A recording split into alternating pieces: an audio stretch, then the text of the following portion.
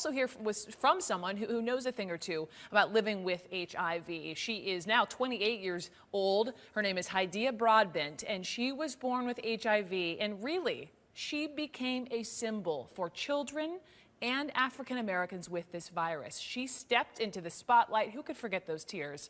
This was back in 1992. She was on Magic Johnson's Nickelodeon special when she was all of 7. Do you remember this? I want people to know that we're just normal people.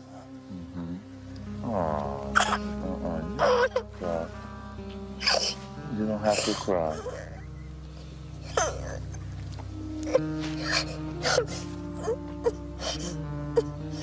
Because we are normal people, okay? We are. You just want to be treated like that, right? You just want your friends to play with you and call you up and come by and still have sleepovers and things like that, right? Yes. And it's okay to cry. It's okay to cry. I remember that clip when you were 7. You broke my heart. I was just a couple of years older than you. Watching that clip just a moment ago, what goes through your mind? I just think about how hard it was for people, especially young people living with HIV/AIDS, the discrimination, the fear of not knowing if you were going to live or die. So it just takes me back in time. And now you hear this news today about this little girl who doctors are saying was cured of HIV. What's your reaction to that? I mean, at first, I was kind of apprehensive. I didn't know what was going on, but the more that I was reading, I was happy. And it just makes the future seem so much brighter, the possibilities of actually having a cure. I think it's great that the little girl turned out to be negative, because even though I love my life, it's not easy having AIDS, and I don't want anyone else to go through that.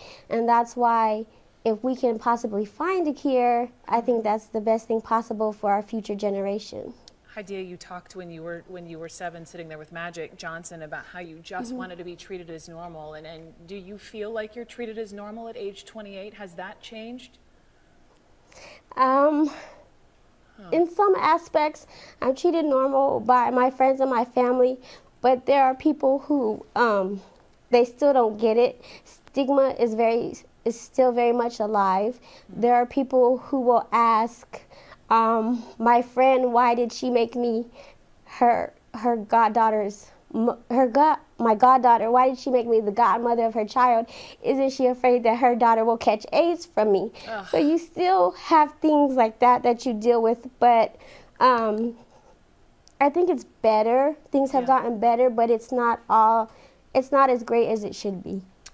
I was talking to Magic Johnson on the show just a couple of months ago. He was talking about this new at-home test, and his whole thing is know your status, know if you're positive. I know you at age 28, are in a better position to sort of reach out to young people, right, to make sure they know their status. What is your message for young people in America when it comes to AIDS?